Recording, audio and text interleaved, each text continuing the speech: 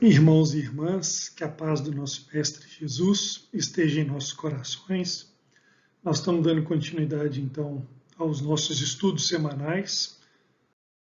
Hoje nós vamos estudar o segundo livro, que nós separamos para a programação desse estudo, o livro Pão Nosso, de autoria do Espírito Emmanuel, por psicografia de Chico Xavier. O capítulo que nós separamos para o estudo hoje é o capítulo chamado Com Caridade.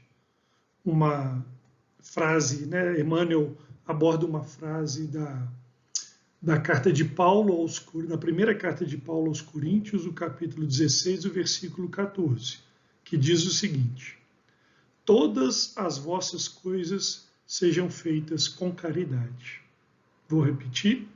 Todas as vossas coisas sejam feitas com caridade. Nós vamos ler o texto, porque vale a pena, é um texto muito rico, e depois vamos trazer as reflexões que nós separamos para junto nós podermos estudar a respeito desse capítulo, que fala de um tema tão importante e tão caro para nós, que é a caridade. Ainda existe muita gente que não entende outra caridade além daquela que se veste de trajes humanos aos sábados ou domingos para repartir pão com os desfavorecidos da sorte, que aguarda calamidades públicas para manifestar-se, ou que lança apelos comovedores nos cartazes da imprensa. Não podemos discutir as intenções louváveis desse ou daquele grupo de pessoas. Contudo, cabe-nos reconhecer que o dom sublime é de sublime extensão. Paulo indica que a caridade, expressando o amor cristão, deve abranger todas as manifestações de nossa vida. Estender a mão e distribuir reconforto é iniciar a execução da virtude excelsa. Todas as potências do Espírito, no entanto, devem ajustar ao preceito divino, porque há caridade em falar e ouvir, impedir e favorecer, esquecer e recordar. Tempo virá em que a boca e os ouvidos e os pés serão aliados das mãos fraternas nos serviços do bem supremo. Cada pessoa, como cada coisa, necessita da contribuição da bondade de um modo particular. Homens que dirigem, que obedecem, reclamam um concurso santo, a fim de que sejam esclarecidos no departamento da casa de Deus, em que se encontram.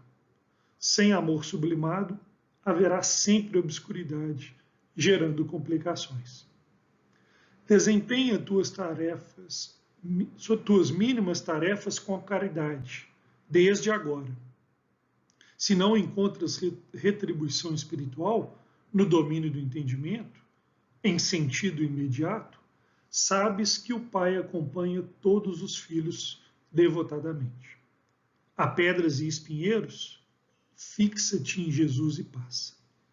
Então, um texto de Emmanuel, pela psicografia de Chico Xavier, interessantíssimo, riquíssimo, como eu disse, e que nós separamos alguns pontos para a nossa reflexão semanal.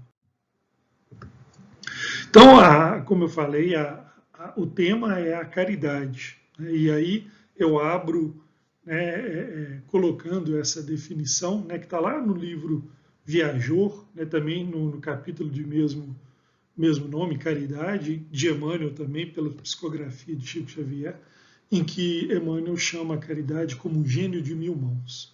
Então existem 1000 formas de se praticar a caridade.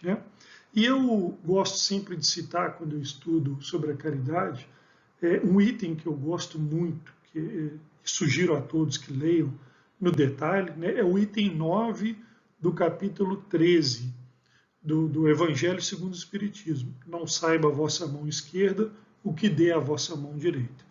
Está nas instruções dos Espíritos. Irmã Rosália vem nos falar sobre caridade material e caridade moral. É um texto muito importante, muito belo, em que a irmã Rosália, o Espírito, a irmã Rosália nos fala numa mensagem de 1860, né? Ou seja, há mais de 160 anos atrás, né? Mais de um século e meio atrás. Irmã Rosália nos fala que a caridade moral é a caridade mais difícil de ser exercida, né? Toda caridade, todo exercício dessa virtude é válido, né? Mas ela destaca que a caridade moral é a mais difícil de ser exercida, né? E ela cita também nesse item do Evangelho que o mais difícil de nós fazermos nesse mundo é suportarmos-nos uns aos outros. Né? Olha que coisa profunda, né? Suportarmos-nos uns aos outros. Eis aí a caridade moral no seu exercício pleno, né? Então, trazendo aqui para o nosso contexto, né, em que Emmanuel chama a atenção, né, de que muitas vezes o início desse exercício pleno da caridade ele se dá realmente, né, seja nas calamidades, né, nos momentos de grande comoção pública, né, como os que nós estamos vivendo mesmo, quantas ações nós não temos visto nos dias atuais, né, de caridade, de mobilização das pessoas em favor dos mais necessitados, né? Estamos acompanhando isso aí cotidianamente, né? Mas nós chamamos atenção aqui nesse estudo, né, e com base lá no item 9 do capítulo 13 do Evangelho, na mensagem da irmã Rosália, né, que a caridade moral, né, é a mais difícil de ser exercida, né? Essa que nós exercemos muitas vezes nos calando ante um impulso de agressão verbal, né, ao outro que me irrita, que me desequilibra, que me tira do sério, né? É não dar ouvidos, né, àquela frase zombeteira, como a irmã Rosália coloca, né, no item, né, que eu sou muitas vezes que eu ouço, né, que me é dirigida, né, não dar ouvidos é deixar passar, né? Então, nesses momentos, eu estou em pleno exercício da caridade moral, né? E assim, né, assim procedendo, né, valorizando esta que é, sem dúvida, uma das formas mais difíceis de exercer essa virtude, né? Então, nesse momento em que nós, né, nos calamos ante uma ofensa que nos é dirigida, ou, né, que eu não presto atenção e deixo passar, né, alguma frase zombeteira, né? Enfim, eu mobilizo as forças dentro de mim para o exercício dessa, que é a caridade mais difícil, que é a caridade moral, né? Chamamos a atenção ali que também o texto fala, Emmanuel fala, né, que essa virtude deve estar presente em todas as manifestações da vida, não somente nos momentos de calamidade, né? Ou seja, né, nós somos constantemente, diariamente chamados para esse exercício, né?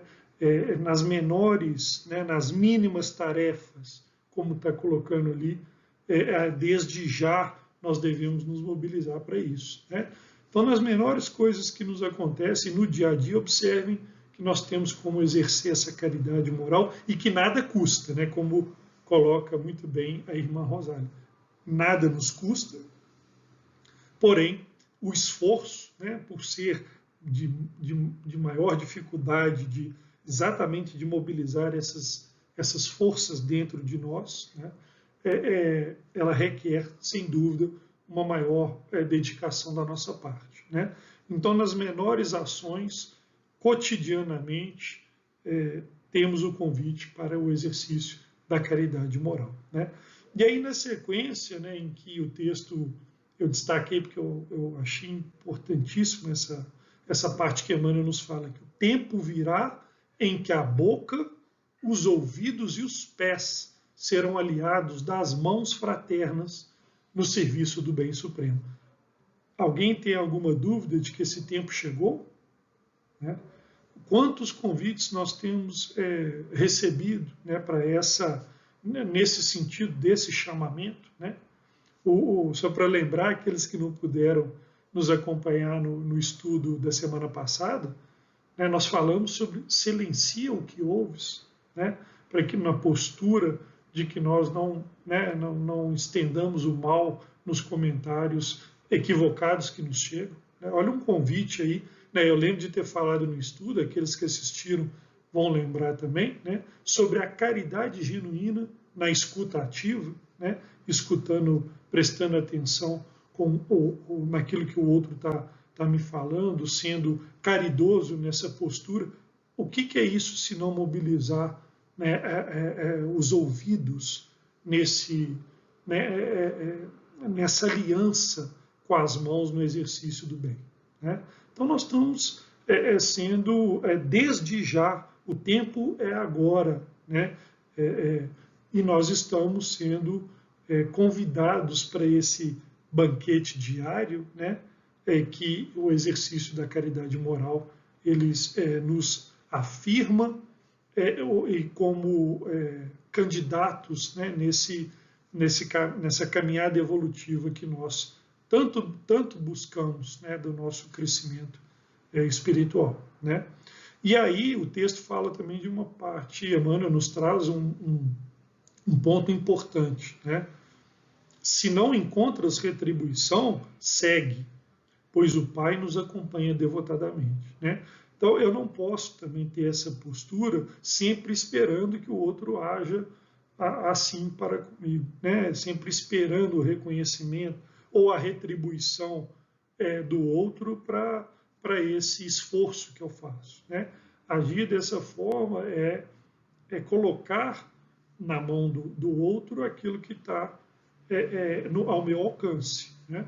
Então essa postura esperando retribuição é algo que pode me levar, né, primeiro à decepção, porque o outro não é obrigado a ter comigo a mesma postura que eu tenho com ele, não é obrigado, né?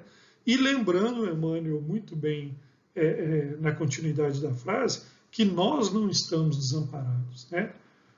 O nosso Pai Celestial nos assiste em todos os momentos, né? Então, essa paga que muitas vezes a gente espera, né? Ah, mas eu me postei tão bem, né? E não tive nada em troca, né? Mas essa postura, como eu falei, né? E Emmanuel nos traz de uma forma muito clara, né? Nos leva para um caminho que podemos, inclusive, chegar à decepção, né? E sabendo que o que nos interessa é o esforço em busca dessa postura de caridade moral, né? E aí, Emmanuel fecha, né, o capítulo, e eu vou fechar aqui nosso estudo com essa última reflexão, né? Para superar as pedras e espinheiros, fixa-te em Jesus, que é o guia real, o nosso guia, o nosso condutor, né? Nesse caminho, né? Nessa nossa caminhada de vida, né? E paz. Então, ante as dificuldades, ante as pedras, ante os espinheiros, vamos nos lembrar, né, primeiro, né, de todo o ensinamento que ele nos deixou, todo o legado que ele nos deixou com a sua postura, né, com a sua firmeza nos momentos de dificuldade, de enfrentamento. Quantas pedras lhe foram atiradas, quanta incompreensão, quanta injustiça, né, para que ele, no momento da crucificação, virasse para o Pai, né, e dissesse, né, Pai, perdoa-lhes, pois não sabem o que fazem. Né? Então, inspirados no nosso modelo, no nosso guia, sigamos em frente, sempre adiante. Até o próximo estudo, na próxima semana.